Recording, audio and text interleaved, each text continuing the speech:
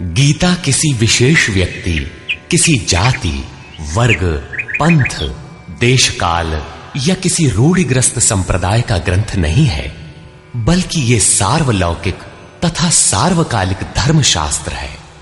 ये प्रत्येक देश, प्रत्येक जाति, प्रत्येक आयु के, प्रत्येक स्त्री पुरुष के लिए, सबके लिए है। सचमुच गीता संपूर्ण मानव जाति का धर्मशास्त्र है और कितने गौरव की बात है कि गीता आपका धर्मशास्त्र है।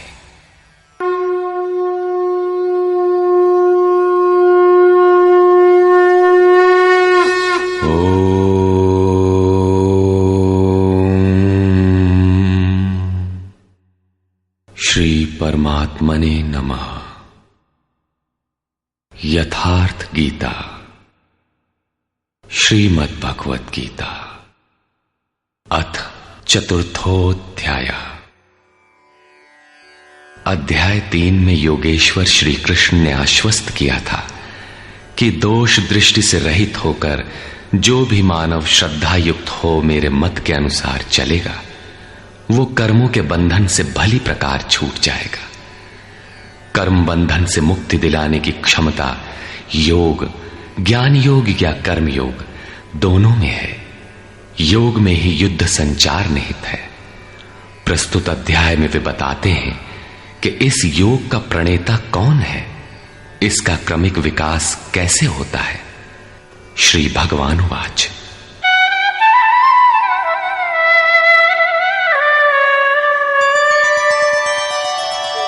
इमं विवस्वते योगं प्रोक्तवान् अहमव्ययम् विवस्वान्मनवे प्राह मनुरिक्ष्वाकवे ब्रवीत्।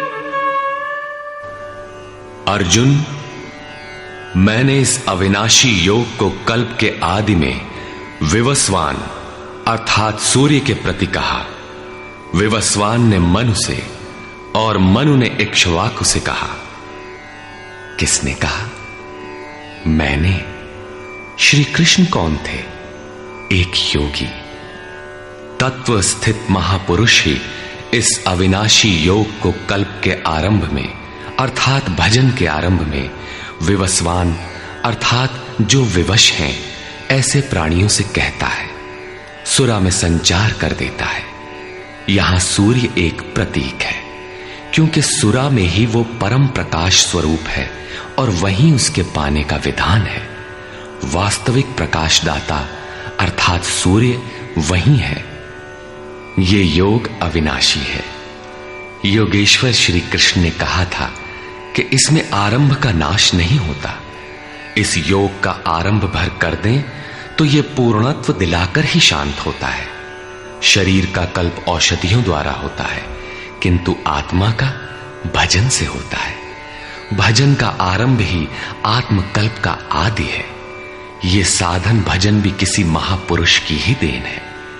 मोह निशा में अचेत आदिम मानव, जिसमें भजन का कोई संस्कार नहीं है, योग के विषय में जिसने कभी सोचा तक नहीं, ऐसा मनुष्य किसी महापुरुष को देखता है तो उनके दर्शन मात्र से, उनकी वाणी से, टूटी फूटी सेवा और सानिध्य से योग के संस्कार उसमें संचारित हो जाते हैं।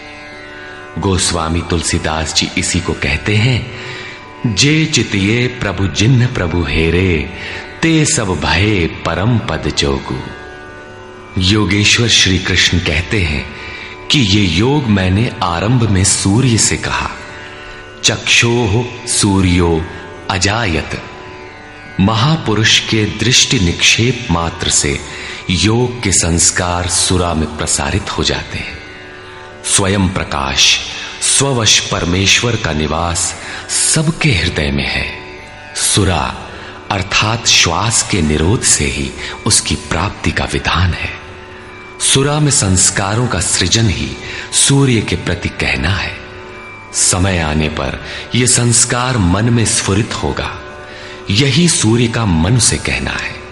मन में स्फुरित होने पर महापुरुष के उस वाक्य के प्रति इच्छा जागृत हो जाएगी।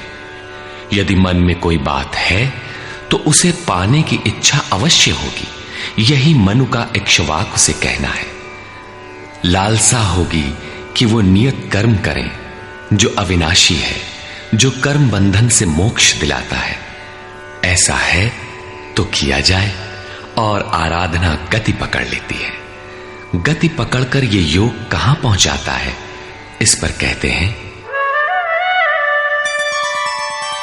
एवं परंपरा प्राप्तम् इमं राजर्षयो विदुः सकाले नेह महता योगो नष्टः परन्तप। इस प्रकार किसी महापुरुष द्वारा संस्कार रहित पुरुषों की सुरा में, सुरा से मन में, मन से इच्छा में, और इच्छा तीव्र होकर क्रियात्मक आचरण में ढलकर ये योग क्रमशः उत्थान करते करते राजर्षि श्रेणी तक पहुंच जाता है। उस अवस्था में जाकर विदित होता है। इस स्तर के साधक में रिद्धियों सिद्धियों का संचार होता है। वो योग इस महत्वपूर्ण काल में इसी लोक अर्थात शरीर में प्रायः नष्ट हो जाता है। इस सीमा रेखा को कैसे पार किया जाए? क्या इस विशेष स्थल पर पहुंचकर सभी नष्ट हो जाते हैं? श्री कृष्ण कहते हैं, नहीं, जो मेरा आश्रित है, मेरा प्रिय भक्त है, अनन्य सखा है, वो नष्ट नहीं होता।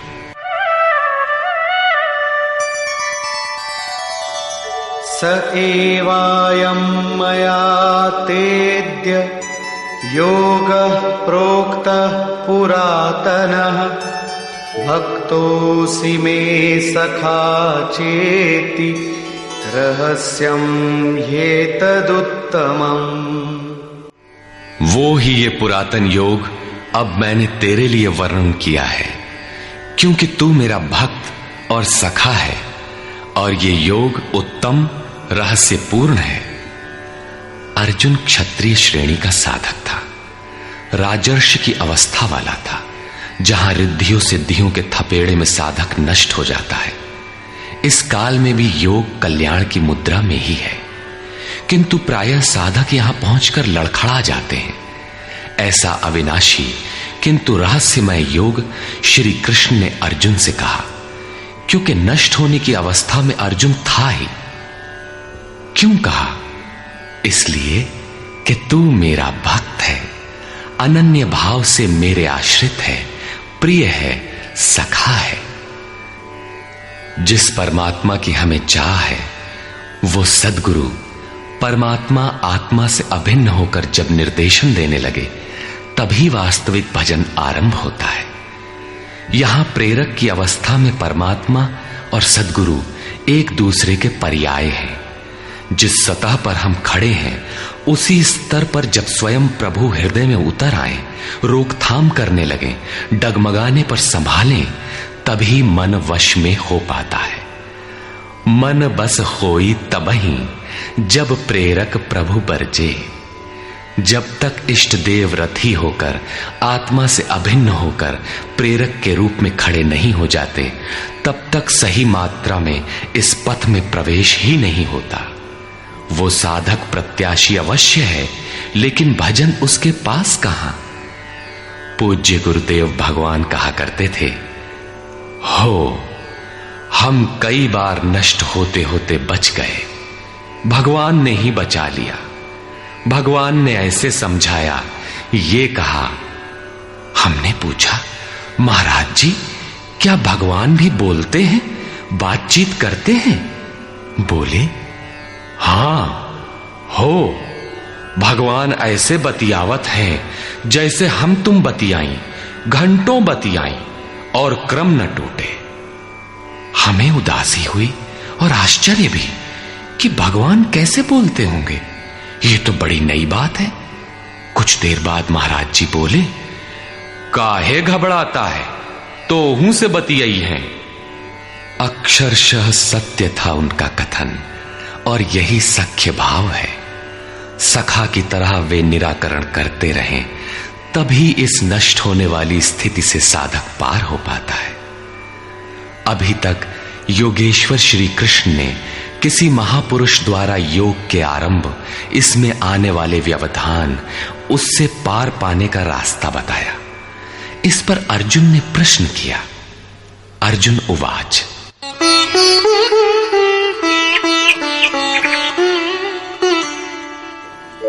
अपरं भवतो जन्म परं जन्म विवस्वतः कथमेतद्विजानीयाम् त्वमादौ प्रोक्तवानिति।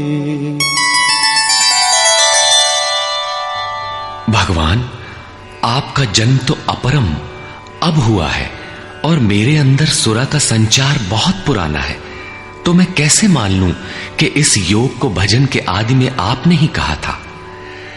इस पर योगेश्वर श्री कृष्ण महाराज बोले। श्री भगवान वाच,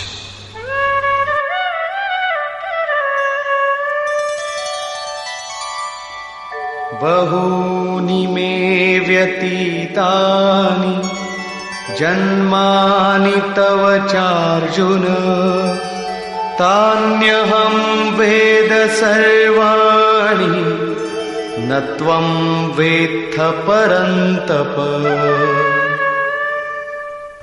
अर्जुन, मेरे और तेरे बहुत से जन्म हो चुके हैं। हे परम तप, उन सबको तू नहीं जानता, किंतु मैं जानता हूं। साधक नहीं जानता, स्वरूपस्थ महापुरुष जानता है, अव्यक्त की स्थिति वाला जानता है। क्या आप सबकी तरह पैदा होते हैं? श्री कृष्ण कहते हैं, नहीं, स्वरूप की प्राप्ति शरीर प्राप्ति से भिन्न है।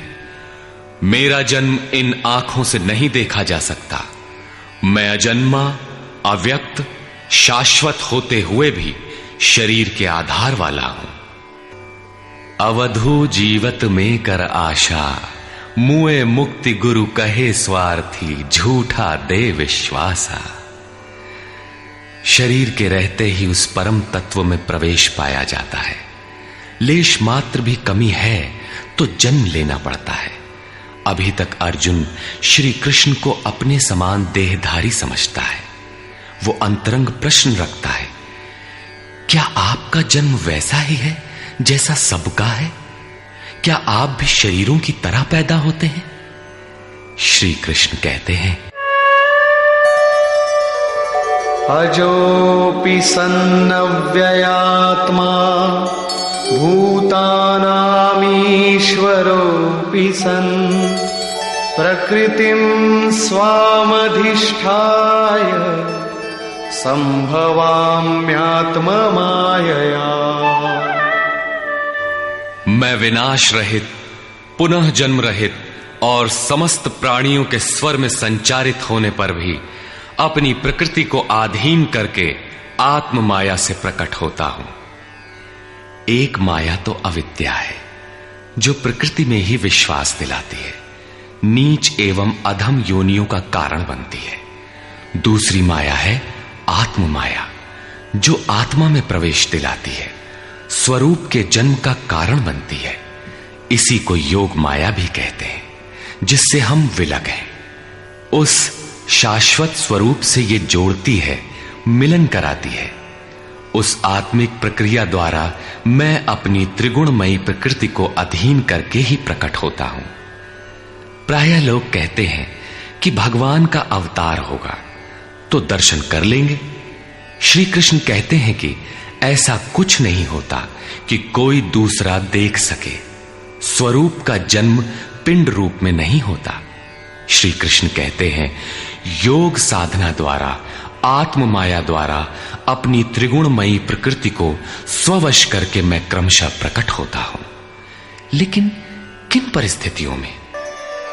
यदा यदा हि धर्मस्य ग्लानिर्भवति भारत अभ्युत्थानमधर्मस्य तदात्मानं सृजाम्यहम्। हे अर्जुन, जब जब परम धर्म परमात्मा के लिए हृदय ग्लानि से भर जाता है, जब अधर्म की वृद्धि से भाविक पार पाते नहीं देखता, तब मैं आत्मा को रचने लगता हूं। जब आपका हृदय अनुराग से पूरित हो जाए, उस शाश्वत धर्म के लिए गदगद गिरा नयन बह नीरा की स्थिति आ जाए, जब प्रयत्न करके भी अनुरागी अधर्म का पार नहीं पाता, ऐसी परिस्थिति में मैं अपने स्वरूप को रचता हूं।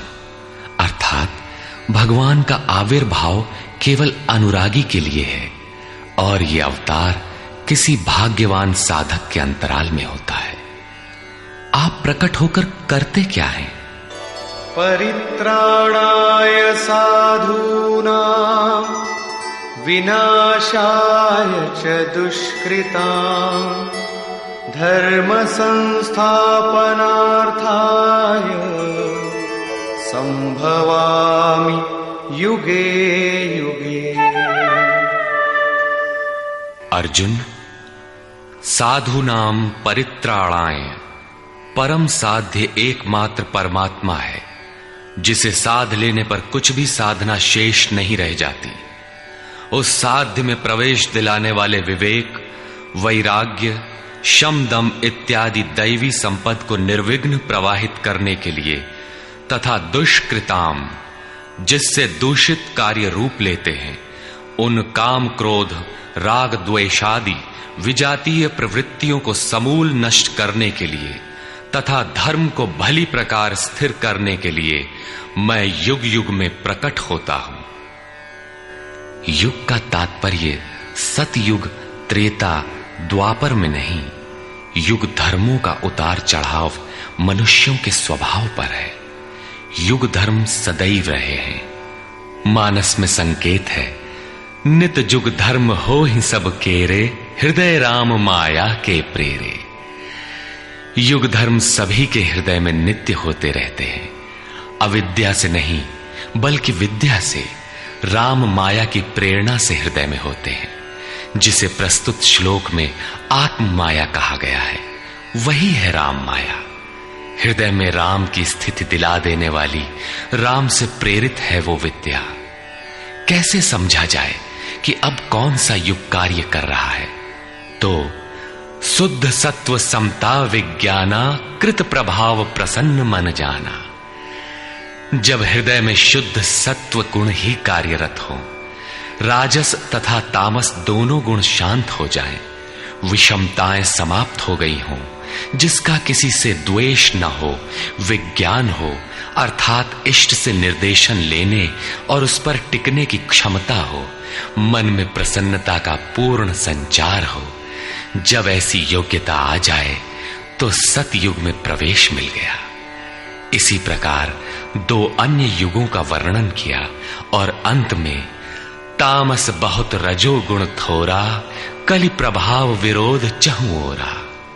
तामस गुण भरपूर हो, किंचित राजसी गुण भी उसमें हो, चारों ओर वैर और विरोध हो, तो ऐसा व्यक्ति कलियुगीन है।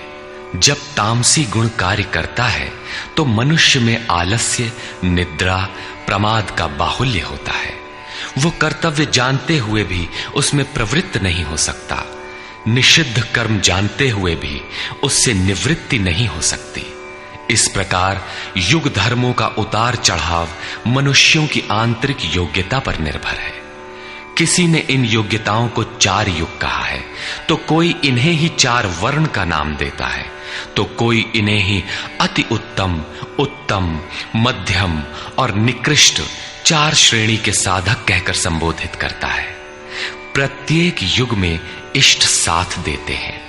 हां, उच्च श्रेणी में अनुकूलता की भरपूरता प्रतीत होती है, निम्न युगों में सहयोग क्षीण प्रतीत होता है।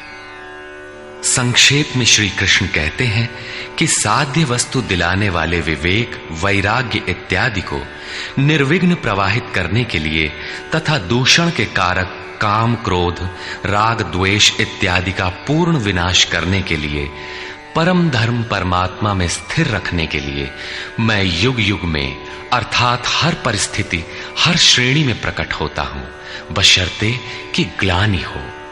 जब तक इष्ट समर्थन न दे तब तक आप समझ ही नहीं सकेंगे कि विकारों का विनाश हुआ अथवा अभी कितना शेष है। प्रवेश से पराकाष्ठा पर्यंत इष्ट हर श्रेणी में हर योग्यता के साथ रहते हैं। उनका प्राकट्य अनुरागी के हृदय में होता है। भगवान प्रकट हैं तब तो सभी दर्शन करते होंगे। श्री कृष्ण कहते हैं, नहीं। जन्म कर्म च मे दिव्यम् एवं यो वेत्ति तत्वतः त्यक्त्वा देहं पुनर्जन्म नैति मामेति सोऽर्जुन। अर्जुन, मेरा वो जन्म अर्थात ग्लानि के साथ स्वरूप की रचना तथा मेरा कर्म अर्थात दुष्कृतियों के कारणों का विनाश, साध्य वस्तु को दिलाने वाली क्षमताओं का निर्दोष संचार, धर्म की स्थिरता, ये कर्म और जन्म दिव्य अर्थात अलौकिक है, लौकिक नहीं है। इन चर्म चक्षुओं से उसे देखा नहीं जा सकता, मन बुद्धि से उसे मापा नहीं जा सकता।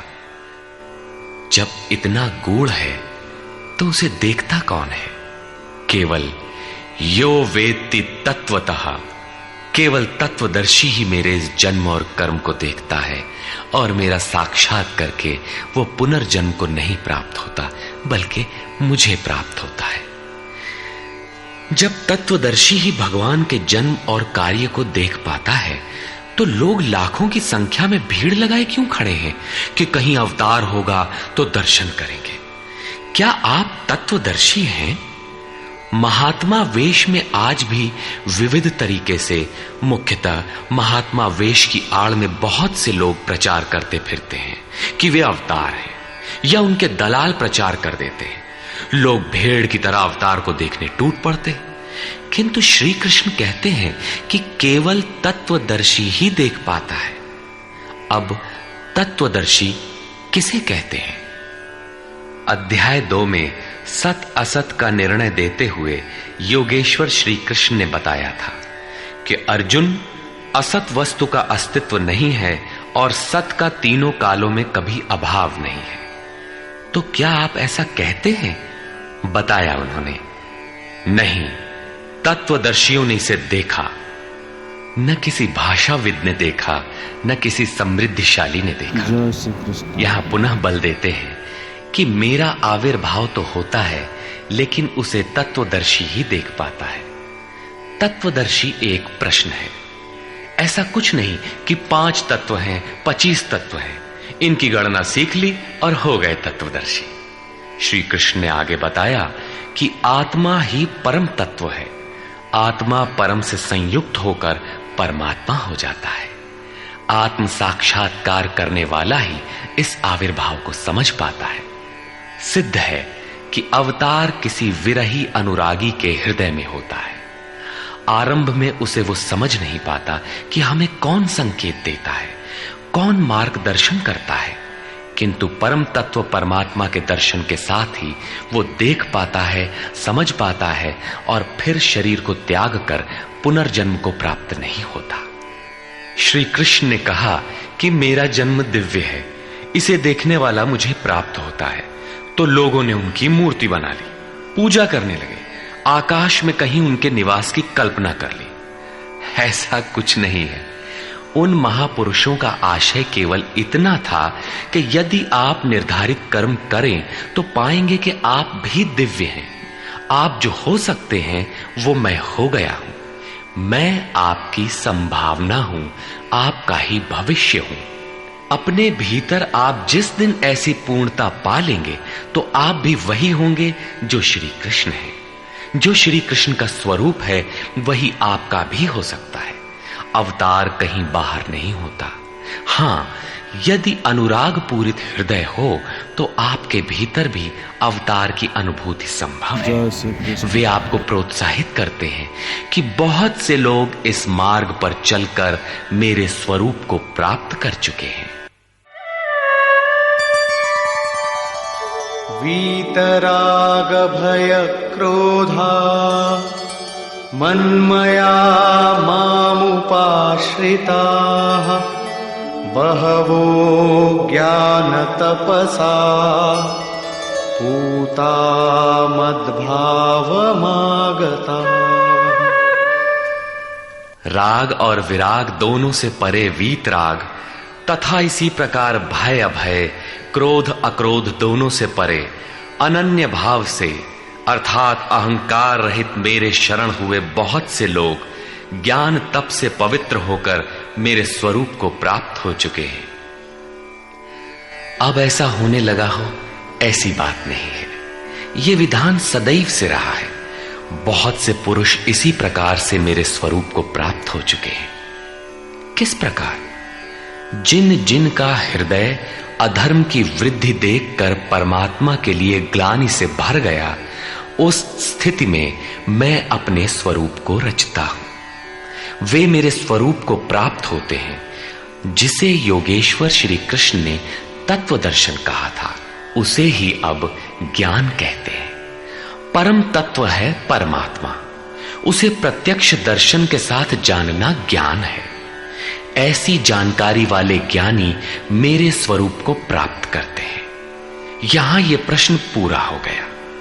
अब वे योग्यता के आधार पर भजने वालों का श्रेणी विभाजन करते हैं। ये यथा मां प्रपद्यन्ते तांस्तथैव भजाम्यहम् मम वर्त्मानुवर्तन्ते मनुष्याः पार्थ सर्वशः। पार्थ, जो मुझे जितनी लगन से जैसा भजते हैं, मैं भी उनको वैसा ही भजता हूं, उतनी ही मात्रा में सहयोग देता हूं। साधक की श्रद्धा ही कृपा बनकर उसे मिलती है। इस रहस्य को जानकर सुधीजन संपूर्ण भाव से मेरे मार्ग के अनुसार ही बरतते हैं। जैसा मैं बरतता हूं, जो मुझे प्रिय है वैसा ही आचरण करते हैं। जो मैं कराना चाहता हूं वही करते हैं। भगवान कैसे भजते हैं? वे रथी बनकर खड़े हो जाते हैं, साथ चलने लगते हैं। यही उनका भजना है। दूषित जिनसे पैदा होते हैं, उनका विनाश करने के लिए वे खड़े हो जाते हैं। सत्य में प्रवेश दिलाने वाले सद्गुणों का परित्राण करने के लिए वे खड़े हो जाते हैं।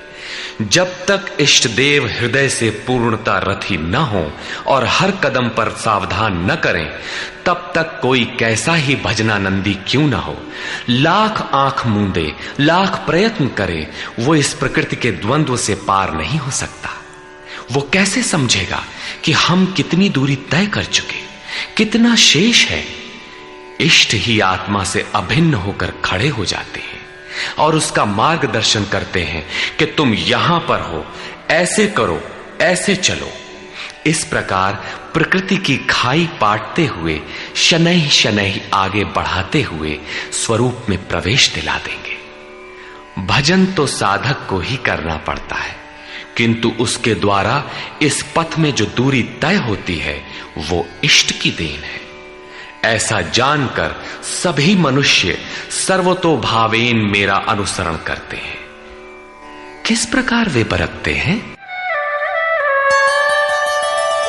कांक्षन्तः कर्मणां सिद्धिं यजन्त इह देवताः क्षिप्रं हि मानुषे लोके सिद्धिर्भवति कर्मजा।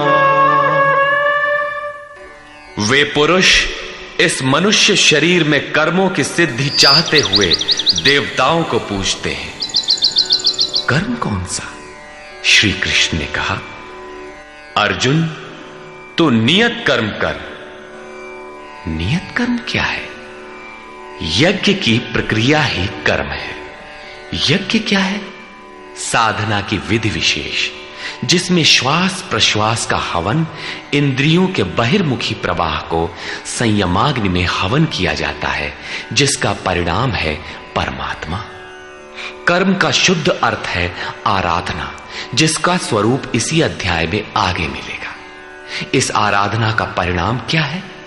संसिद्धिम, परम सिद्धि परमात्मा यान्ति ब्रह्म सनातनम, शाश्वत ब्रह्म में प्रवेश, परम नैष्कर्म्य की स्थिति। श्री कृष्ण कहते हैं, मेरे अनुसार बरतने वाले लोग इस मनुष्य लोक में कर्म के परिणाम परम नैष्कर्म्य सिद्धि के लिए देवताओं को पूजते हैं, अर्थात दैवी संपत्ति को बलवती बनाते हैं। तीसरे अध्याय में उन्होंने बताया था कि इस यज्ञ द्वारा तुम देवताओं की वृद्धि करो, दैवी संपद को बलवती बनाओ। ज्यों ज्यों हृदय देश में वो दैवी संपद उन्नत होगी, त्यों ही त्यों तुम्हारी उन्नति होगी। इस प्रकार परस्पर उन्नति करते हुए परम श्रेय को प्राप्त हो जाओ। अंत तक उन्नति करते जाने की ये अंतःक्रिया है। इसी पर बल देते हुए श्री कृष्ण कहते हैं कि मेरे अनुकूल बरतने वाले लोग इस मनुष्य शरीर में कर्मों की सिद्धि चाहते हुए दैवी संपत्ति को बलवती बनाते हैं, जिससे वो नैष्कर्म्य सिद्धि शीघ्र ही होती है। वो असफल नहीं होती, सफल ही होती है। शीघ्र का तात्पर्य, क्या कर्म में प्रवृत्ति होते ही तत्क्षण ये परम सिद्धि मिल जाती है? श्री कृष्ण कहते हैं, नहीं, इस सोपान पर क्रमशः चढ़ने का विधान है। कोई छलांग लगाकर भावातीत ध्यान जैसा चमत्कार नहीं होता। इस पर देखें, चातुर्वर्ण्यं मया सृष्टं गुणकर्म विभागशः तस्य कर्तारमपि मां विद्य कर्तारमव्ययम्। अर्जुन, चातुर्वर्ण्यम मया सृष्टम, 4 वर्णों की रचना मैंने की। तो क्या मनुष्यों को 4 भागों में बांट दिया? श्री कृष्ण कहते हैं, नहीं, गुण कर्म विभागशः, गुणों के माध्यम से कर्म को 4 भागों में बांटा। गुण एक पैमाना है, मापदंड है। तामसी गुण होगा तो आलस्य, निद्रा, प्रमाद, कर्म में न प्रवृत्त होने का स्वभाव, जानते हुए भी अकर्तव्य से निवृत्ति न हो पाने की विवशता रहेगी। ऐसी अवस्था में साधन आरंभ कैसे करें? 2 घंटे आप आराधना में बैठते हैं, इस कर्म के लिए प्रयत्नशील होना चाहते हैं, किंतु 10 मिनट भी अपने पक्ष में नहीं पाते। शरीर अवश्य बैठा है, लेकिन जिस मन को बैठना चाहिए वो हवा से बातें कर रहा है, कुतर्कों का जाल बुन रहा है, तरंग पर तरंग छाई है। तो आप बैठे क्यों हैं? समय क्यों नष्ट करते हैं? उस समय केवल परिचर्यात्मकम कर्म शूद्रस्यापि स्वभावजम, जो महापुरुष अव्यक्त की स्थिति वाले हैं, अविनाशी तत्व में स्थित हैं, उनकी तथा इस पथ पर अग्रसर अपने से उन्नत लोगों की सेवा में लग जाओ। इससे दूषित संस्कार शमन होते जाएंगे, साधना में प्रवेश दिलाने वाले संस्कार सबल होते जाएंगे। क्रमशः तामसी गुण न्यून होने पर राजसी गुणों की प्रधानता तथा सात्विक गुण के स्वल्प संचार के साथ साधक की क्षमता वैश्य श्रेणी की हो जाती है। उस समय वही साधक इंद्रिय संयम, आत्मिक संपत्ति का संग्रह स्वभावतः करने लगेगा। कर्म करते करते उसी साधक में सात्विक गुणों का बाहुल्य हो जाएगा, राजसी गुण कम रह जाएंगे, तामसी गुण शांत रहेंगे। उस समय वही साधक क्षत्रिय श्रेणी में प्रवेश पालेगा। शौर्य, कर्म में प्रवृत्त रहने की क्षमता, पीछे न हटने का स्वभाव, सब भावों पर स्वामी भाव, प्रकृति के तीनों गुणों को काटने की क्षमता उसके स्वभाव में ढल जाएगी। वही कर्म और सूक्ष्म होने पर मात्र सात्विक गुण कार्यरत रह जाने पर मन का शमन, इंद्रियों का दमन, एकाग्रता, सरलता, ध्यान, समाधि, ईश्वरीय निर्देश, आस्तिकता इत्यादि ब्रह्म में प्रवेश दिलाने वाली स्वाभाविक क्षमता के साथ वही साधक ब्राह्मण श्रेणी का कहा जाता है। ये ब्राह्मण श्रेणी के कर्म की निम्नतम सीमा है। जब वही साधक ब्रह्म में स्थित हो जाता है, उस अंतिम सीमा में वो स्वयं में न ब्राह्मण रहता है, न क्षत्रिय, न वैश्य, न शूद्र, किंतु दूसरों के मार्गदर्शन हेतु वही ब्राह्मण है। कर्म एक ही है, नियत कर्म आराधना। अवस्था भेद से इसी कर्म को ऊंची नीची 4 सीढ़ियों में बांटा। किसने बांटा? किसी योगेश्वर ने बांटा, अव्यक्त स्थिति वाले महापुरुष ने बांटा। उसके कर्ता मुझ अविनाशी को अकर्ता ही जान। क्यों?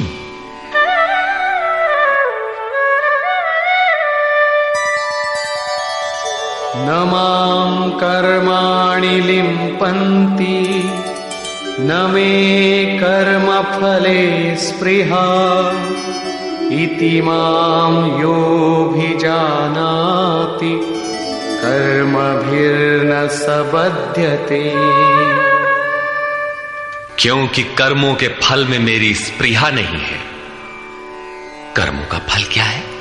श्री कृष्ण ने पीछे बताया था कि यज्ञ जिससे पूरा होता है उस क्रिया का नाम कर्म है, और पूर्ति काल में यज्ञ जिसकी रचना करता है उस ज्ञानामृत को पान करने वाला शाश्वत सनातन ब्रह्म में प्रवेश पा लेता है। कर्म का परिणाम है परमात्मा। उस परमात्मा की चाह भी अब मुझे नहीं है, क्योंकि वो मुझसे भिन्न नहीं है। मैं अव्यक्त स्वरूप हूं, उसी की स्थिति वाला हूं। अब आगे कोई सत्ता नहीं जिसके लिए इस कार्य पर स्नेह रखूं। इसलिए कर्म मुझे लिपायमान नहीं करते, और इसी स्तर से जो भी मुझे जानता है, अर्थात जो कर्मों के परिणाम परमात्मा को प्राप्त कर लेता है, उसे भी कर्म नहीं बांधते। जैसे श्री कृष्ण, वैसे उस स्तर से जानने वाला महापुरुष। एवं ज्ञात्वा कृतं कर्म पूर्वैरपि मुमुक्षुभिः कुरु कर्मैव तस्मात् त्वं पूर्वैः पूर्वतरं कृतम्। अर्जुन, पहले होने वाले मोक्ष की इच्छा वाले पुरुषों द्वारा भी यही जानकर कर्म किया गया। क्या जानकर? यही कि जब कर्मों का परिणाम परमात्मा भिन्न न रह जाए, कर्मों के परिणाम परमात्मा की स्पृहा न रह जाने पर उस पुरुष को कर्म नहीं बांधते। श्री कृष्ण इसी स्थिति वाले हैं, इसलिए वे कर्म से लिपायमान नहीं होते, और उसी स्तर से हम जान लेंगे तो हमें भी कर्म नहीं बांधेगा। जैसा श्री कृष्ण, ठीक उसी स्तर से जो भी जान लेगा, वैसा ही वो पुरुष भी कर्म बंधन से मुक्त हो जाएगा। अब श्री कृष्ण भगवान, महात्मा, अव्यक्त, योगेश्वर या महायोगेश्वर जो भी रहे हों, वो स्वरूप सबके लिए है। यही समझकर पहले के मुमुक्षु पुरुषों ने, मोक्ष की इच्छा वाले पुरुषों ने कर्म पर कदम रखा। इसलिए अर्जुन, तू भी पूर्वजों द्वारा सदा से किए हुए इसी कर्म को कर। यही कल्याण का एकमात्र मार्ग है। अभी तक योगेश्वर श्री कृष्ण ने कर्म करने पर बल दिया, किंतु यह स्पष्ट नहीं किया कि कर्म क्या है। अध्याय 2 में उन्होंने कर्म का नाम मात्र लिया कि अब इसी को तो निष्काम कर्म के विषय में सुन। उसकी विशेषताओं का वर्णन किया कि यह जन्म मरण के महान भय से रक्षा करता है। कर्म करते समय सावधानी का वर्णन किया, लेकिन यह नहीं बताया कि कर्म क्या है। अध्याय 3 में उन्होंने कहा कि ज्ञान मार्ग अच्छा लगे या निष्काम कर्म योग, कर्म तो करना ही पड़ेगा। न कर्मों को त्यागने से कोई ज्ञानी होता है, और न कर्म को न आरंभ करने से कोई निष्कर्मी। हठवश जो नहीं करते वे दंभी हैं। इसलिए मन से इंद्रियों को वश में करके कर्म कर। कौन सा कर्म करें? तो बताया नियत कर्म कर। अब ये निर्धारित कर्म है कौन? तो बोले यज्ञ की प्रक्रिया ही नियत कर्म है। एक नवीन प्रश्न दिया कि यज्ञ क्या है जिसे करें तो कर्म हो जाए। वहां भी यज्ञ की उत्पत्ति बताई, उसकी विशेषताओं का वर्णन किया, किंतु यज्ञ नहीं बताया जिससे कर्म को समझा जा सके। अभी तक ये स्पष्ट नहीं हुआ कि कर्म क्या है। अब कहते हैं कि अर्जुन, कर्म क्या है, अकर्म क्या है, इस विषय में बड़े बड़े विद्वान भी मोहित हैं। उसे भली प्रकार समझ लेना चाहिए। किं कर्म किम कर्मेति कवयोप्यत्र मोहिताः तत्ते कर्म प्रवक्ष्यामि यज्ञात्वा मोक्ष्यसे शुभाम्। कर्म क्या है और अकर्म क्या है, इस विषय में बुद्धिमान पुरुष भी मोहित हैं। इसलिए मैं वो कर्म तेरे लिए अच्छी तरह से कहूंगा जिसे जानकर तू अशुभात मोक्ष से, अशुभ अर्थात संसार बंधन से भली प्रकार छूट जाएगा।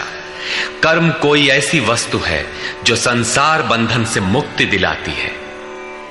इसी कर्म को जानने के लिए श्री कृष्ण पुनः बल देते हैं। कर्मणो ह्यपि बोद्धव्यम् बोद्धव्यम् च विकर्मणः अकर्मणश्च बोद्धव्यम् गहना कर्मणो गतिः।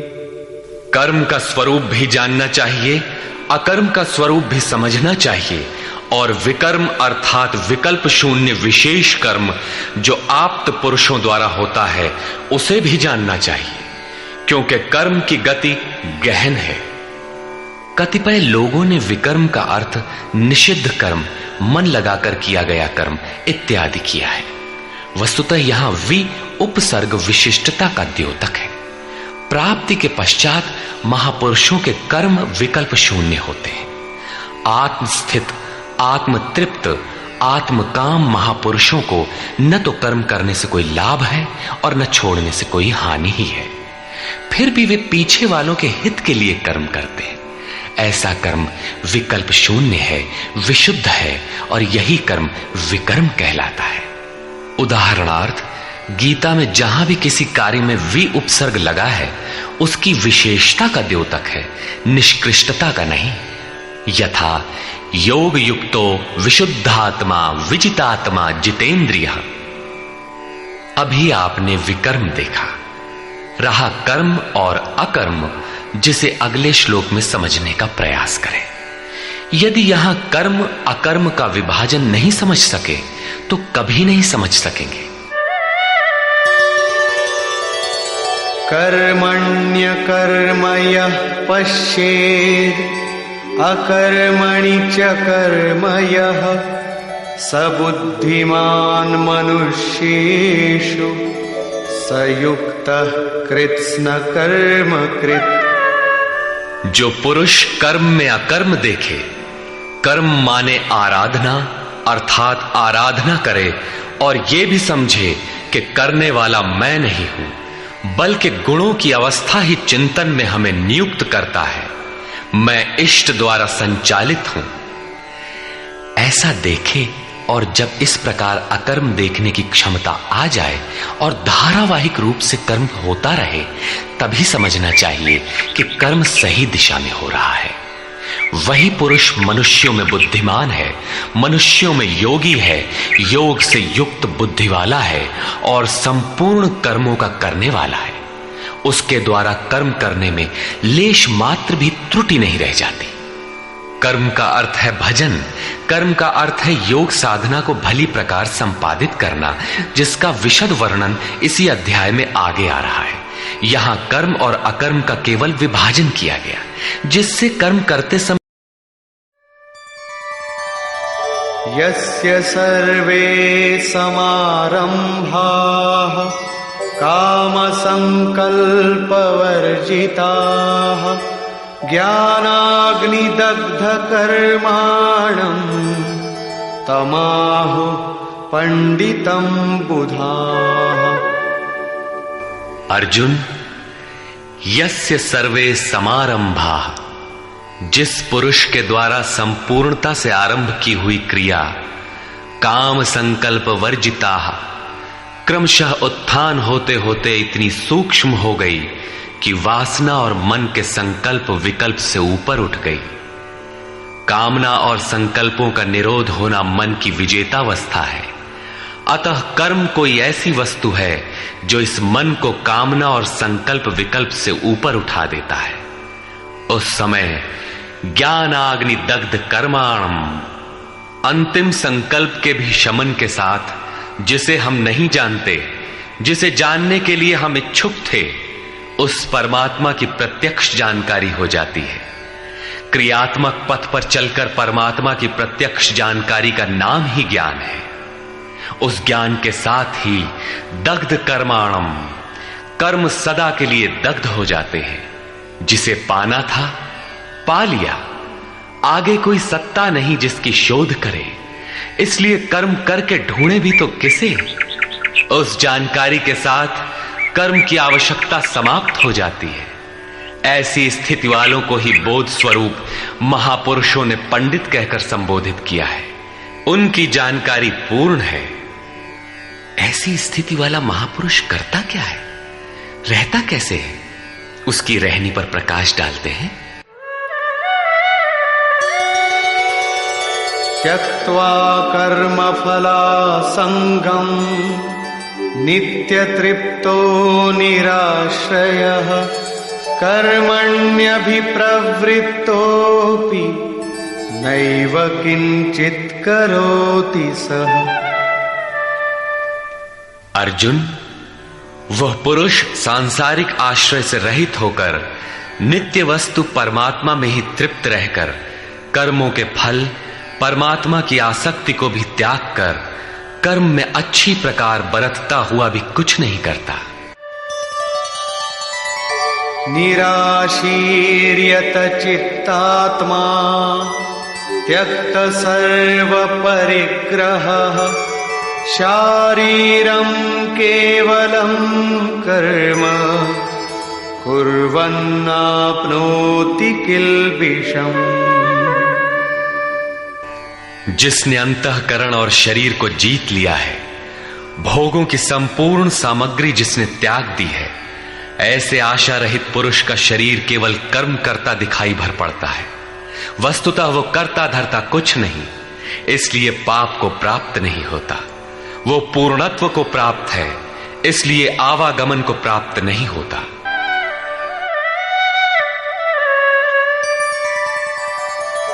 यदृच्छालाभ संतुष्टो द्वन्द्वातीतो विमत्सरः समः सिद्धावसिद्धौ च कृत्वापि न निबध्यते। अपने आप जो कुछ भी प्राप्त हो उसी में संतुष्ट रहने वाला, सुख दुख राग द्वेष और हर्ष शोकादि द्वंद्वों से परे, विमत्सरः ईर्ष्या रहित तथा सिद्धि और असिद्धि में समभाव वाला पुरुष कर्मों को करके भी नहीं बंधता।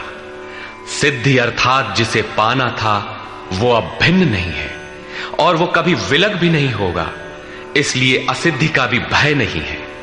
इस प्रकार सिद्धि और असिद्धि में समभाव वाला पुरुष कर्म करके भी नहीं बंधता। कौन सा कर्म वो करता है? वही नियत कर्म, यज्ञ की प्रक्रिया। इसी को दोहराते हुए कहते हैं,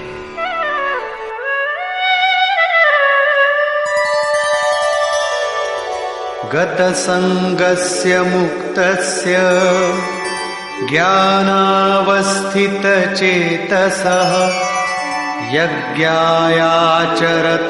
कर्म समग्रं प्रविलीयते। अर्जुन, यज्ञायाचरतः कर्म, यज्ञ का आचरण ही कर्म है और साक्षात्कार का नाम ही ज्ञान है। इस यज्ञ का आचरण करके साक्षात्कार के साथ ज्ञान में स्थित संग दोष और आसक्ति से रहित मुक्त पुरुष के संपूर्ण कर्म भली प्रकार विलीन हो जाते हैं। वे कर्म कोई परिणाम उत्पन्न नहीं कर पाते, क्योंकि कर्मों का फल परमात्मा उनसे भिन्न नहीं रह गया। अब फल में कौन सा फल लगेगा, इसलिए उन मुक्त पुरुषों को अपने लिए कर्म करने की आवश्यकता समाप्त हो जाती है। फिर भी लोक संग्रह के लिए वे कर्म करते ही हैं और करते हुए भी वे इन कर्मों से लिप्त नहीं होते। जब करते हैं तो लिप्त क्यों नहीं होते? इस पर कहते हैं, ब्रह्मार्पणं ब्रह्महविः ब्रह्माग्नौ ब्रह्मणाहुतं ब्रह्मैव तेन गन्तव्यं ब्रह्म कर्म समाधिना। ऐसे मुक्त पुरुष का समर्पण ब्रह्म है, हवि ब्रह्म है, अग्नि भी ब्रह्म ही है। अर्थात ब्रह्म रूप अग्नि में ब्रह्म रूपी कर्ता द्वारा जो हवन किया जाता है वो भी ब्रह्म है। ब्रह्म कर्म समाधिना, जिसके कर्म ब्रह्म का स्पर्श करके समाधिस्थ हो चुके हैं, उसमें विलय हो चुके हैं, ऐसे महापुरुष के लिए जो प्राप्त होने योग्य है वो भी ब्रह्म ही है। वो कर्ता धर्ता कुछ नहीं, केवल लोक संग्रह के लिए कर्म में बरतता है। ये तो प्राप्ति वाले महापुरुष के लक्षण हैं, किंतु कर्म में प्रवेश लेने वाले प्रारंभिक साधक कौन सा यज्ञ करते हैं? अब यहां उसी यज्ञ को स्पष्ट करते हैं।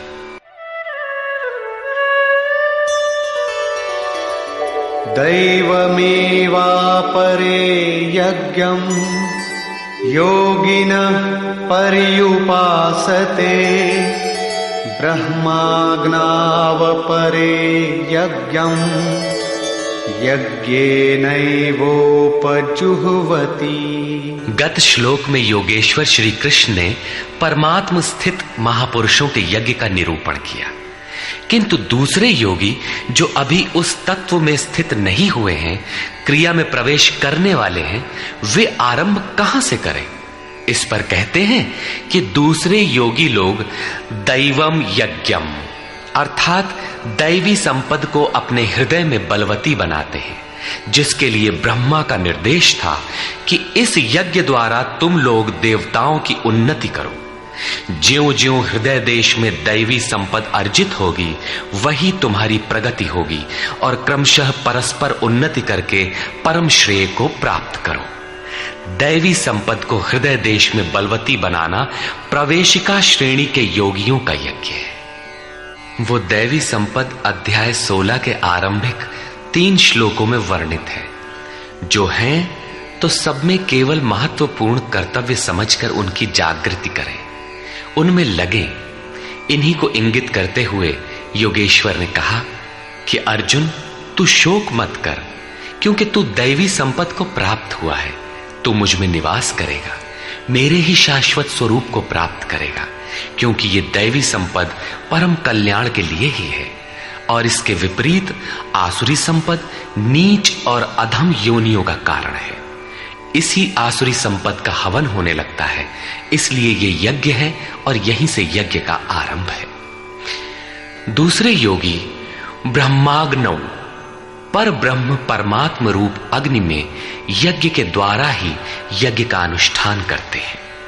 श्री कृष्ण ने आगे बताया कि इस शरीर में अधियज्ञ मैं हूं। यज्ञों का अधिष्ठाता अर्थात यज्ञ जिसमें विलय होते हैं वो पुरुष मैं हूं। श्री कृष्ण एक योगी थे, सद्गुरु थे। इस प्रकार दूसरे योगी जन ब्रह्म रूपी अग्नि में यज्ञ अर्थात यज्ञ स्वरूप सद्गुरु को उद्देश्य बनाकर यज्ञ का अनुष्ठान करते हैं। सारांशतः सद्गुरु के स्वरूप का ध्यान करते हैं। श्रोत्रादीनीन्द्रियाण्यन्ये संयमाग्निषु जुह्वति शब्दादीन् विषयानन्य इंद्रियाग्निषु जुह्वति। अन्य योगी जन श्रोत्रादिक अर्थात श्रोत्र, नेत्र, त्वचा, जिह्वा, नासिका सब इंद्रियों को संयम रूपी अग्नि में हवन करते हैं, अर्थात इंद्रियों को विषयों से समेट कर संयत कर लेते हैं।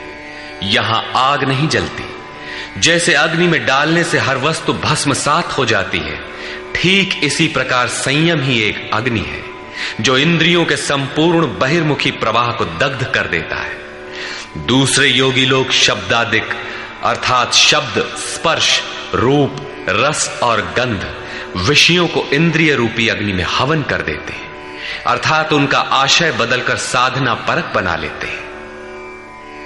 साधक को संसार में रहकर ही तो भजन करना है।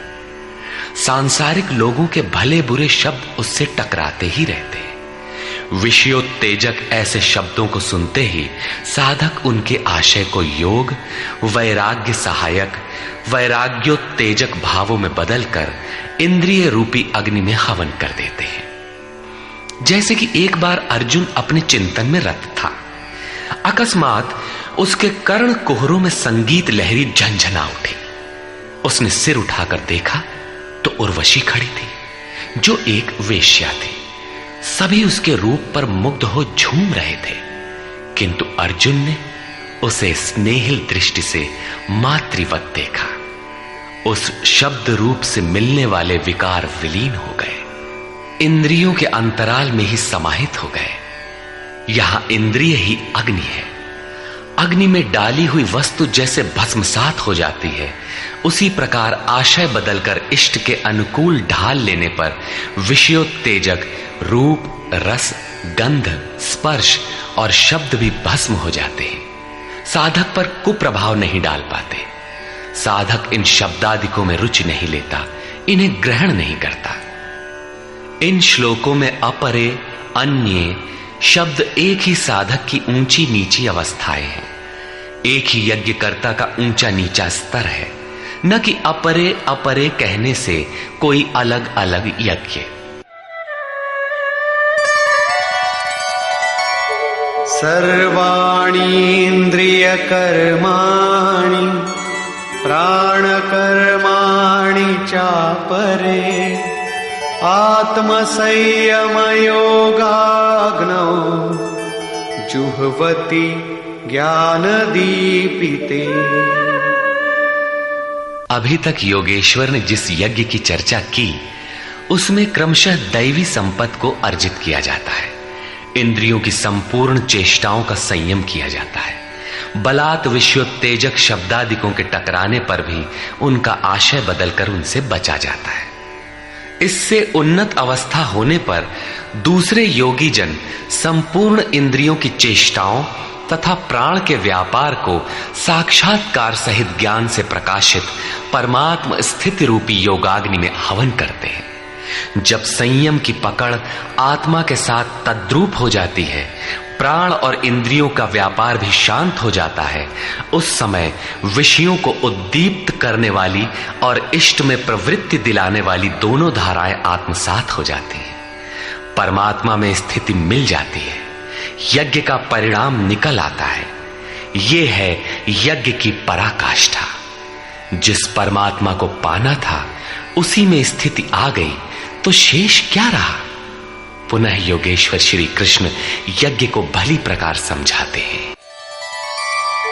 द्रव्य यज्ञास्तपो यज्ञा योग यज्ञास्तथा परे स्वाध्याय ज्ञान यज्ञाश्च यतयः संशितव्रता।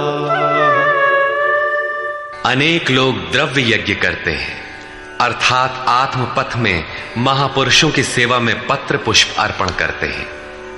वे समर्पण के साथ महापुरुषों की सेवा में द्रव्य लगाते हैं। श्री कृष्ण आगे कहते हैं कि भक्ति भाव से पत्र पुष्प फल जल जो कुछ भी मुझे देता है उसे मैं खाता हूं और उसका परम कल्याण सृजन करने वाला होता हूं। यह भी यज्ञ ही है।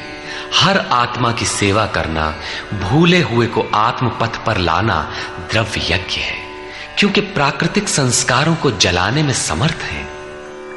इसी प्रकार कई पुरुष तपोयज्ञ स्वधर्म पालन में इंद्रियों को तपाते हैं, अर्थात स्वभाव से उत्पन्न क्षमता के अनुसार यज्ञ की निम्न और उन्नत अवस्थाओं के बीच तपते हैं। इसी पथ की अल्पज्ञता में पहली श्रेणी का साधक शूद्र परिचर्या द्वारा, वैश्य दैवी संपद के संग्रह द्वारा, क्षत्रिय काम क्रोधादि के उन्मूलन द्वारा और ब्राह्मण ब्रह्म में प्रवेश की योग्यता के स्तर से इंद्रियों को तपाता है। सबको एक जैसा परिश्रम करना पड़ता है। वास्तव में यज्ञ एक ही है, अवस्था के अनुसार ऊंची नीची श्रेणियां गुजरती जाती है। पूज्य महाराज जी कहते थे, मन सहित इंद्रियों और शरीर को लक्ष्य के अनुरूप तपाना ही तप कहलाता है। ये लक्ष्य से दूर भागेंगे, इन्हें समेट कर उधर ही लगाओ। अनेक पुरुष योग यज्ञ का आचरण करते हैं। प्रकृति में भटकती हुई आत्मा का प्रकृति से परे परमात्मा से मिलन का नाम योग है। योग की परिभाषा अध्याय 6/23 में दृष्टव्य है। सामान्यतः दो वस्तुओं का मिलन योग कहलाता है। कागज से कलम मिल गया, थाली और मेज मिल गए तो क्या योग हो गया? नहीं, ये तो पंचभूतों से निर्मित पदार्थ हैं। एक ही है, दो कहां? दो प्रकृति और पुरुष हैं। प्रकृति में स्थित आत्मा अपने ही शाश्वत रूप परमात्मा में प्रवेश पा जाता है तो प्रकृति पुरुष में विलीन हो जाती है। यही योग है। अतः अनेक पुरुष इस मिलन में सहायक शम, दम इत्यादि नियमों का भली प्रकार आचरण करते हैं। योग यज्ञ करने वाले तथा अहिंसादि तीक्ष्ण व्रतों से युक्त यत्नशील पुरुष स्वाध्याय ज्ञान यज्ञाश्च, स्वयं का अध्ययन, स्वरूप का अध्ययन करने वाले ज्ञान यज्ञ के करता है। यहां योग के अंगों अर्थात यम, नियम, आसन, प्राणायाम, प्रत्याहार, धारणा, ध्यान और समाधि, इनको अहिंसादि तीक्ष्ण व्रतों से निर्दिष्ट किया गया है। अनेक लोग स्वाध्याय करते हैं। पुस्तक पढ़ना तो स्वाध्याय का आरंभिक स्तर मात्र है। विशुद्ध स्वाध्याय है स्वयं का अध्ययन, जिससे स्वस्वरूप की उपलब्धि होती है, जिसका परिणाम है ज्ञान अर्थात साक्षात्कार। यज्ञ का अगला चरण बताते हैं। अपाने जुह्वति प्राणम, प्राणे पानम तथा परे, प्राणापान गतिरुद्ध्वा प्राणायाम परायणा। बहुत से योगी अपान वायु में प्राण वायु का हवन करते हैं और उसी प्रकार प्राण वायु में अपान वायु का हवन करते हैं। इससे सूक्ष्म अवस्था हो जाने पर अन्य योगी जन प्राण और अपान दोनों की गति रोककर प्राणायाम के परायण हो जाते हैं। जिसे श्री कृष्ण प्राण अपान कहते हैं, उसी को महात्मा बुद्ध अनापान कहते हैं। इसी को उन्होंने श्वास प्रश्वास भी कहा है। प्राण वो श्वास है जिसे आप भीतर खींचते हैं और अपान वो श्वास है जिसे आप बाहर छोड़ते हैं। योगियों की अनुभूति है कि आप श्वास के साथ बाह्य वायुमंडल के संकल्प भी ग्रहण करते हैं और प्रश्वास में इसी प्रकार आंतरिक भले बुरे चिंतन की लहर फेंकते रहते हैं। बाह्य किसी संकल्प का ग्रहण न करना प्राण का हवन है तथा भीतर संकल्पों को न उठने देना अपान का हवन है। न भीतर से किसी संकल्प का स्फुरण हो और न ही बाह्य दुनिया में चलने वाले चिंतन अंदर क्षोभ उत्पन्न कर पाए। इस प्रकार प्राण और अपान दोनों की गति सम हो जाने पर प्राणों का याम अर्थात निरोध हो जाता है। यही प्राणायाम है। ये मन की विजितावस्था है। प्राणों का रुकना और मन का रुकना एक ही बात है। प्रत्येक महापुरुष ने इस प्रकरण को लिया है। वेदों में इसका उल्लेख है, चत्वारि वाक पारमिता पदानि। इसी को पूज्य महाराज जी कहा करते थे। हो, एक ही नाम को 4 श्रेणियों से जपा जाता है, बैखरी, मध्यमा, पश्यंती और परा। बैखरी उसे कहते हैं जो व्यक्त हो जाए, नाम का इस प्रकार उच्चारण हो कि आप सुने और बाहर कोई बैठा हो तो उसे भी सुनाई पड़े। मध्यमा अर्थात मध्यम स्वर में जप, जिसे केवल आप ही सुने, बगल में बैठा हुआ व्यक्ति भी उस उच्चारण को सुन न सके। ये उच्चारण कंठ से होता है। धीरे धीरे नाम की धुन बन जाती है, डोर लग जाती है। साधना और सूक्ष्म हो जाने पर पश्यंती अर्थात नाम देखने की अवस्था आ जाती है। फिर नाम को जपा नहीं जाता, यही नाम श्वास में ढल जाता है। मन को दृष्टा बनाकर खड़ा कर दें, देखते बर रहें कि सांस कहती क्या है, सांस आती है कब, बाहर निकलती है कब, कहती है क्या। महापुरुषों का कहना है कि यह सांस नाम के सिवाय और कुछ कहती ही नहीं।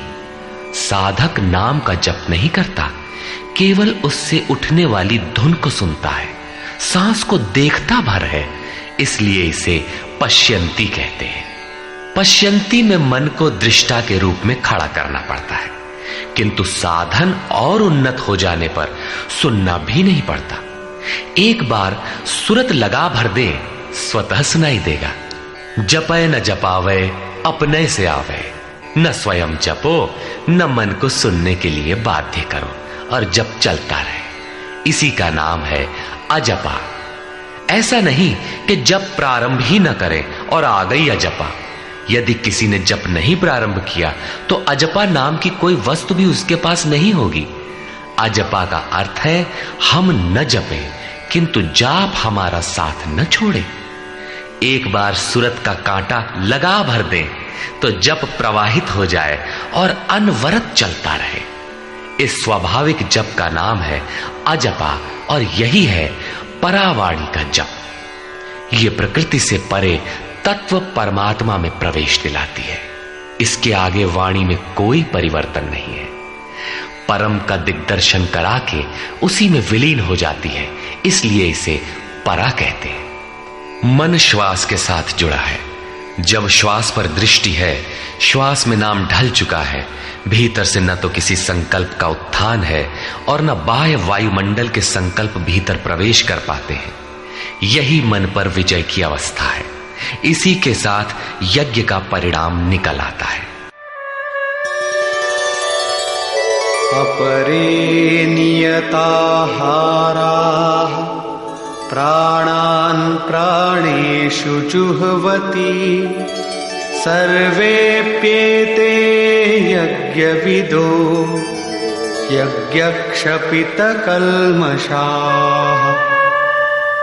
दूसरे नियमित आहार करने वाले प्राण को प्राणों में ही हवन करते हैं।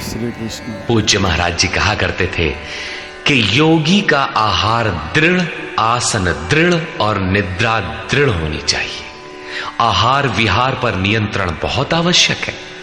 ऐसे अनेक योगी प्राण को प्राण में ही हवन कर देते हैं, अर्थात श्वास लेने पर ही ध्यान केंद्रित रखते हैं, प्रश्वास पर ध्यान नहीं देते। सांस आई तो सुना ओम, पुनः सांस आई तो ओम सुनते रहें। इस प्रकार यज्ञों द्वारा नष्ट पाप वाले ये सभी पुरुष यज्ञ के जानकार हैं। इन निर्दिष्ट विधियों में से यदि कहीं से भी करते हैं तो वे सभी यज्ञ के ज्ञाता हैं। अब यज्ञ का परिणाम बताते हैं।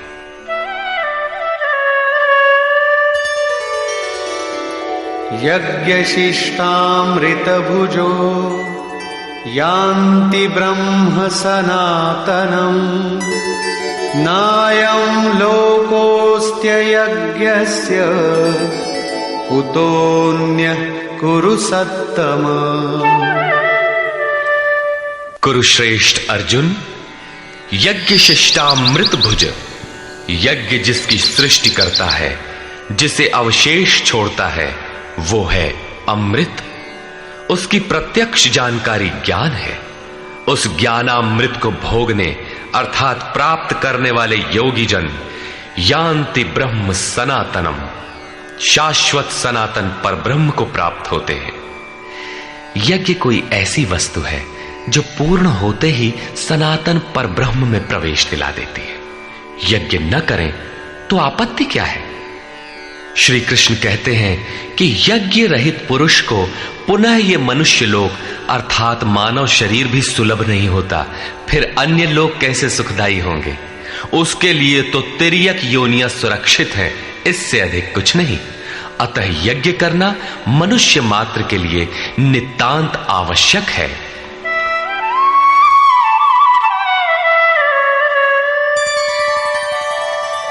एवं बहुविधा यज्ञा वितता ब्रह्मणो मुखे कर्मजान् विद्धितान् सर्वान् एवं ज्ञात्वा विमोक्ष्यसे।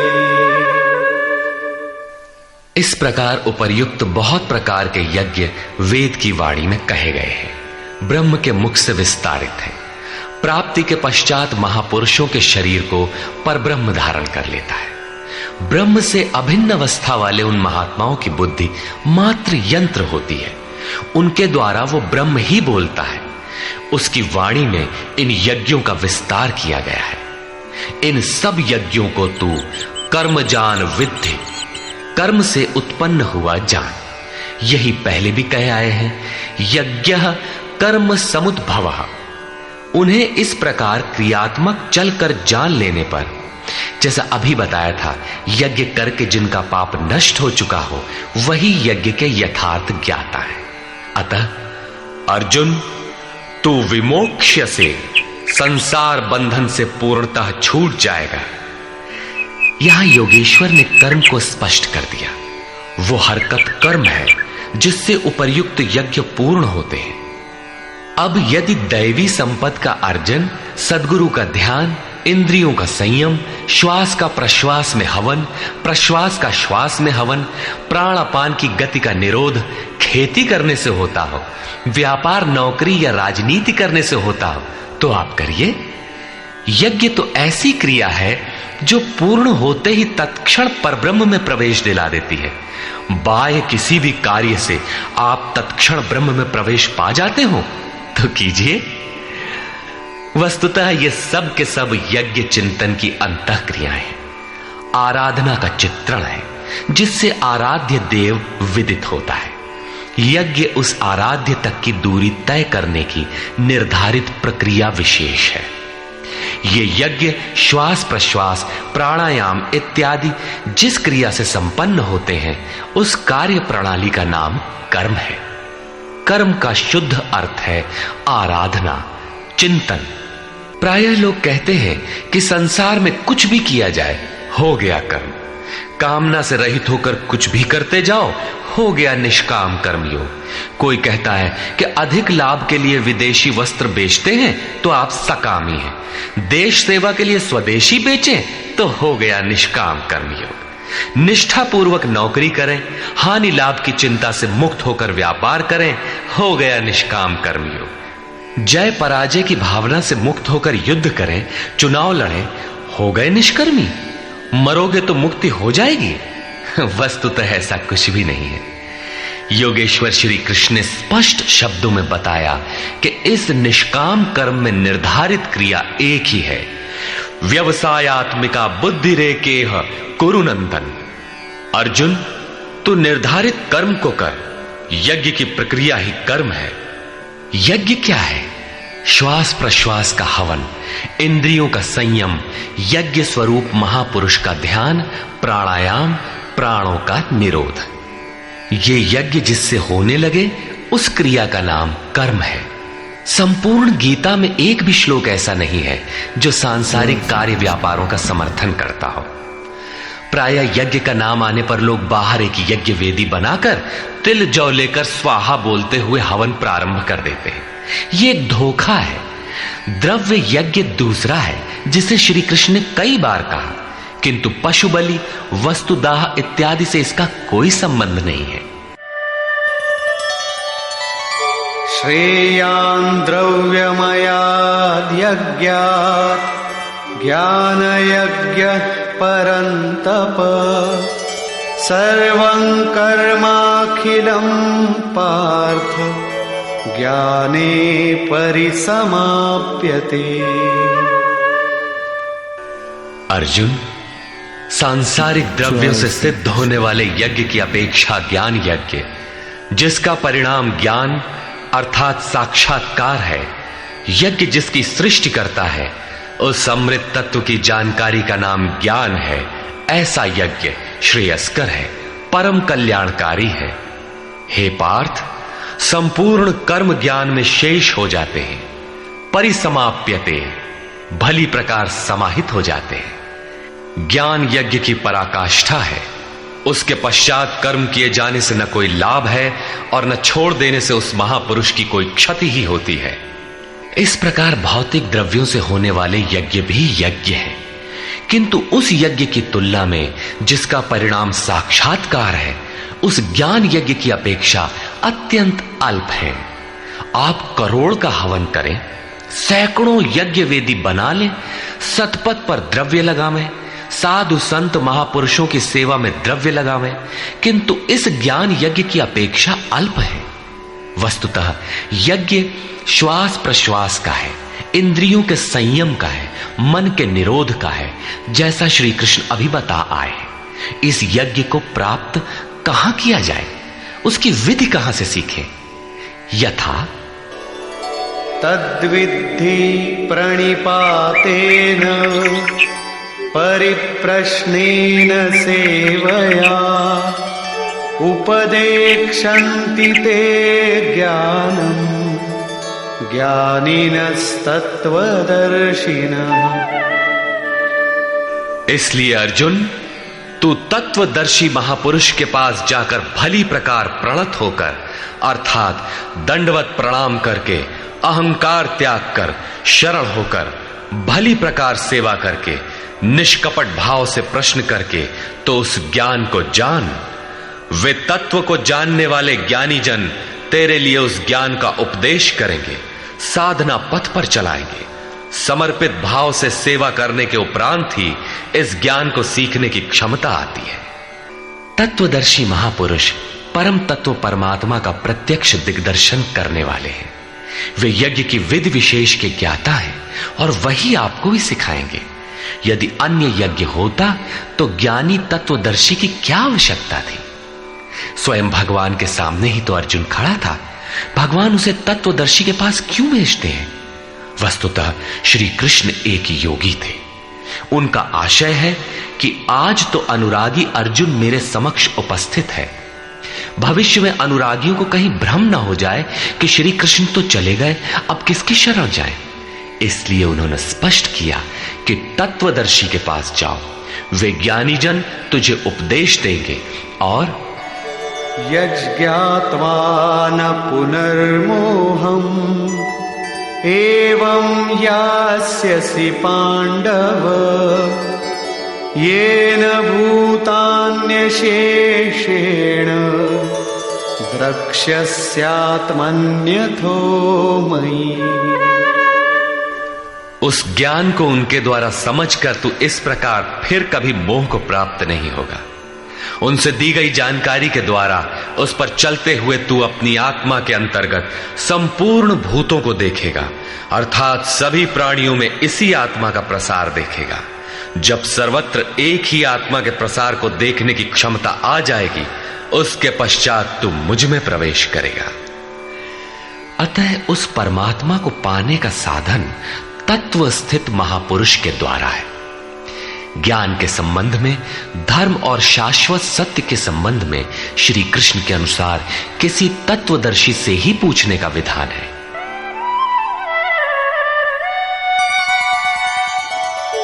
अपि चेदसि पापेभ्यः सर्वेभ्यः पापकृत्तमः सर्वं ज्ञानप्लवेनैव वृजिनं संतरिष्यसि। यदि तू सब पापियों से भी अधिक पाप करने वाला है, तब भी ज्ञान रूपी नौका द्वारा सभी पापों से निसंदेह भली प्रकार तर जाएगा। इसका आशय आप ये न लगा ले कि अधिक से अधिक पाप करके कभी भी तर जाएंगे। श्री कृष्ण का आशय मात्र यही है कि कहीं आप भ्रम में न रहे कि हम तो बड़े पापी हैं, हमसे पार नहीं लगेगा। ऐसी कोई गुंजाइश न निकाल लें। इसलिए श्री कृष्ण प्रोत्साहन और आश्वासन देते हैं कि सब पापियों के पापों के समूह से भी अधिक पाप करने वाला हो, फिर भी तत्वदर्शियों से प्राप्त ज्ञान रूपी नौका द्वारा तू निसंदेह संपूर्ण पापों को अच्छी प्रकार पार कर जाएगा। किस प्रकार? यथैधांसि समिद्धोऽग्निः भस्मसात् कुरुतेऽर्जुन ज्ञानाग्निः सर्वकर्माणि भस्मसात् कुरुते तथा। अर्जुन, जिस प्रकार प्रज्वलित अग्नि ईंधन को भस्म कर देता है, ठीक उसी प्रकार ज्ञान रूपी अग्नि संपूर्ण कर्मों को भस्म कर देता है। यह ज्ञान की प्रवेशिका नहीं है जहां से यज्ञ में प्रवेश मिलता है, वरन यह ज्ञान अर्थात साक्षात्कार की पराकाष्ठा का चित्रण है, जिसमें पहले विजातीय कर्म भस्म होते हैं और फिर प्राप्ति के साथ चिंतन कर्म भी उसी में विलय हो जाते हैं। जिसे पाना था पा लिया, अब आगे चिंतन कर किसे ढूंढे? ऐसा साक्षात्कार वाला ज्ञानी संपूर्ण शुभाशुभ कर्मों का अंत कर लेगा। वो साक्षात्कार होगा कहां?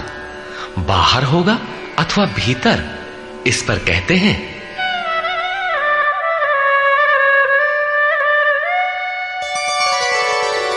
नहि ज्ञानेन सदृशं पवित्रमिह विद्यते तत्स्वयं योग संसिद्धः कालेनात्मनि विन्दति।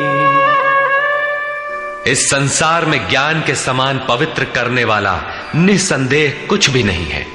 उस ज्ञान अर्थात साक्षात्कार को तू स्वयं, दूसरा नहीं, योग की परिपक्व अवस्था में, आरंभ में नहीं, अपनी आत्मा के अंतर्गत हृदय देश में ही अनुभव करेगा, बाहर नहीं। इस ज्ञान के लिए कौन सी योग्यताएं अपेक्षित हैं? योगेश्वर के ही शब्दों में, श्रद्धावान् लभते ज्ञानम् तत्परः संयतेन्द्रियः ज्ञानं लब्ध्वा परां शान्तिम् अचिरेणाधिगच्छति। श्रद्धावान, तत्पर तथा संयतेंद्रिय पुरुष ही ज्ञान प्राप्त कर पाता है। भावपूर्वक जिज्ञासा नहीं है तो तत्वदर्शी की शरण जाने पर भी ज्ञान नहीं प्राप्त होता। केवल श्रद्धा ही पर्याप्त नहीं है, श्रद्धावान शिथिल प्रयत्न भी हो सकता है। अतः महापुरुष द्वारा निर्दिष्ट पथ पर तत्परता से अग्रसर होने की लगन आवश्यक है। इसके साथ ही संपूर्ण इंद्रियों का संयम अनिवार्य है। जो वासनाओं से विरत नहीं है उसके लिए साक्षात्कार अर्थात ज्ञान की प्राप्ति कठिन है। केवल श्रद्धावान आचरणरत संयतेंद्रिय पुरुष ही ज्ञान प्राप्त करता है। ज्ञान को प्राप्त कर वो तत्क्षण परम शांति को प्राप्त हो जाता है, जिसके पश्चात कुछ भी पाना शेष नहीं रहता। और जहां श्रद्धा नहीं है, अज्ञश्चाश्रद्दधानश्च संशयात्मा विनश्यति नायं लोकोऽस्ति न परो न सुखं संशयात्मनः। अज्ञानी जो यज्ञ के विधि विशेष से अनभिज्ञ है एवं श्रद्धा रहित तथा संशय युक्त पुरुष इस परमार्थ पथ से भ्रष्ट हो जाता है। उनमें भी संशय युक्त पुरुष के लिए न तो सुख है, न पुनः मनुष्य शरीर है और न परमात्मा ही। अतः तत्वदर्शी महापुरुष के पास जाकर इस पथ के संशयों का निवारण कर लेना चाहिए, अन्यथा वे वस्तु का परिचय कभी नहीं पाएंगे। फिर पाता कौन है?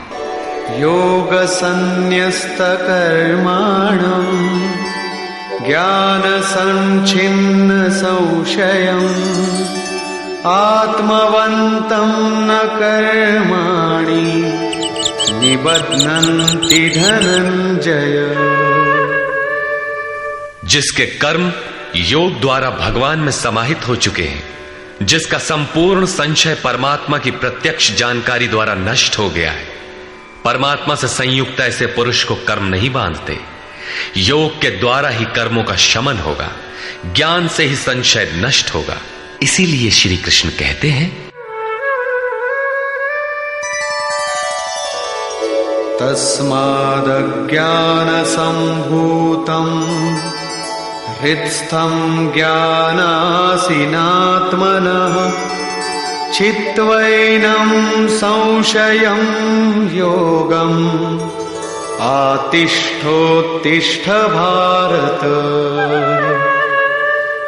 इसलिए भरतवंशी अर्जुन, तू योग में स्थित हो और अज्ञान से उत्पन्न हुए हृदय में स्थित अपने संशय को ज्ञान रूपी तलवार से काट युद्ध के लिए खड़ा हो। जब साक्षात्कार में बाधक संशय शत्रु मन के भीतर है तो बाहर कोई किसी से क्यों लड़ेगा? वस्तुतः जब आप चिंतन पथ पर अग्रसर होते हैं तब संशय से उत्पन्न बाह्य प्रवृत्तियां बाधा के रूप में स्वाभाविक है। ये शत्रु के रूप में भयंकर आक्रमण करती है। संयम के साथ यज्ञ की विधि विशेष का आचरण करते हुए इन विकारों का पार पाना ही युद्ध है, जिसका परिणाम परम शांति है। यही अंतिम विजय है, जिसके पीछे हार नहीं है। निष्कर्ष, इस अध्याय के आरंभ में योगेश्वर श्री कृष्ण ने कहा कि इस योग को आरंभ में मैंने सूर्य के प्रति कहा, सूर्य ने मनु से और मनु ने इक्ष्वाकु के प्रति कहा और उनसे राजर्षियों ने जाना। मैंने अथवा अव्यक्त स्थिति वाले ने कहा। महापुरुष भी अव्यक्त स्वरूप वाला ही है, शरीर तो उसके रहने का मकान मात्र है। ऐसे महापुरुष की वाणी में परमात्मा ही प्रवाहित होता है। ऐसे किसी महापुरुष से योग सूर्य द्वारा संचारित होता है। उस परम प्रकाश रूप का प्रसार सुरा के अंतराल में होता है, इसलिए सूर्य के प्रति कहा। श्वास में संचारित होकर वे संस्कार रूप में आ गए। सुरा में संचित रहने पर, समय आने पर वही मन में संकल्प बनकर आ जाता है। उसकी महत्ता समझने पर मन में उस वाक्य के प्रति इच्छा जागृत होती है और योग कार्य रूप ले लेता है। क्रमशः उत्थान करते करते यह योग रिद्धियों सिद्धियों की राजर्षित्व श्रेणी तक पहुंचने पर नष्ट होने की स्थिति में जा पहुंचता है। किंतु जो प्रिय भक्त हैं, अनन्य सखा हैं, उसे महापुरुष ही संभाल लेते हैं। अर्जुन के प्रश्न करने पर कि आपका जन्म तो अब हुआ है, योगेश्वर श्री कृष्ण ने बताया, अव्यक्त, अविनाशी, अजन्मा और संपूर्ण भूतों में प्रवाहित होने पर भी आत्म माया योग प्रक्रिया द्वारा अपनी त्रिगुणमयी प्रकृति को वश में करके मैं प्रकट होता हूं। प्रकट होकर करते क्या है? साध्य वस्तुओं को परित्राण देने तथा जिनसे दूषित उत्पन्न होते हैं उनका विनाश करने के लिए, परम धर्म परमात्मा को स्थिर करने के लिए मैं आरंभ से पूर्ति पर्यंत पैदा होता हूं। मेरा वह जन्म और कर्म दिव्य है, उसे केवल तत्वदर्शी ही जान पाते हैं। भगवान का आविर्भाव तो कलयुग की अवस्था में ही हो जाता है। यदि सच्ची लगन हो किंतु आरंभिक साधक समझ ही नहीं पाता कि यह भगवान बोल रहे हैं या यूं ही संकेत मिल रहे हैं। आकाश से कौन बोलता है? महाराज जी बताते थे कि जब भगवान कृपा करते हैं, आत्मा से रथी हो जाते हैं, तो खंबे से, वृक्ष से, पत्ते से, शून्य से, हर स्थान से बोलते और संभालते हैं। उत्थान होते होते जब परम तत्व परमात्मा विदित हो जाए, तभी स्पर्श के साथ ही वो स्पष्ट समझ पाता है। इसलिए अर्जुन, मेरे उस स्वरूप को तत्वदर्शियों ने देखा और मुझे जानकर वे तत्क्षण मुझ में ही प्रविष्ट हो जाते हैं, जहां से पुनः आवागमन में नहीं आते। इस प्रकार उन्होंने भगवान के आविर्भाव की विधि को बताया कि वह किसी अनुरागी के हृदय में होता है, बाहर कदापि नहीं। श्री कृष्ण ने बताया, मुझे कर्म नहीं बांधते और इस स्तर से जो जानता है उसे भी कर्म नहीं बांधते। यही समझकर मुमुक्षु पुरुषों ने कर्म का आरंभ किया था कि उस स्तर से जानेंगे तो जैसे श्री कृष्ण, वैसा ही उस स्तर से जानने वाला वह पुरुष, और जान लेने पर वैसा ही वह मुमुक्ष अर्जुन। यह उपलब्धि निश्चित है यदि यज्ञ किया जाए। यज्ञ का स्वरूप बताया। यज्ञ का परिणाम परम तत्व परम शांति बताया। इस ज्ञान को पाया कहां जाए? इस पर किसी तत्वदर्शी के पास जाने और उन्हें विधियों से पेश आने को कहा, जिससे वे महापुरुष अनुकूल हो जाए। योगेश्वर ने स्पष्ट किया कि वह ज्ञान तू स्वयं आचरण करके पाएगा, दूसरे के आचरण से तुझे नहीं मिलेगा। वह भी योग की सिद्धि के काल में प्राप्त होगा, प्रारंभ में नहीं। वह ज्ञान अर्थात साक्षात्कार हृदय देश में होगा, बाहर नहीं। श्रद्धालु, तत्पर, संयतेंद्रिय एवं संशय रहित पुरुष ही इसे प्राप्त करता है। अतः हृदय में स्थित अपने संशय को वैराग्य की तलवार से काट। यह हृदय देश की लड़ाई है। बाह्य युद्ध से गीतोक्त युद्ध का कोई प्रयोजन नहीं है।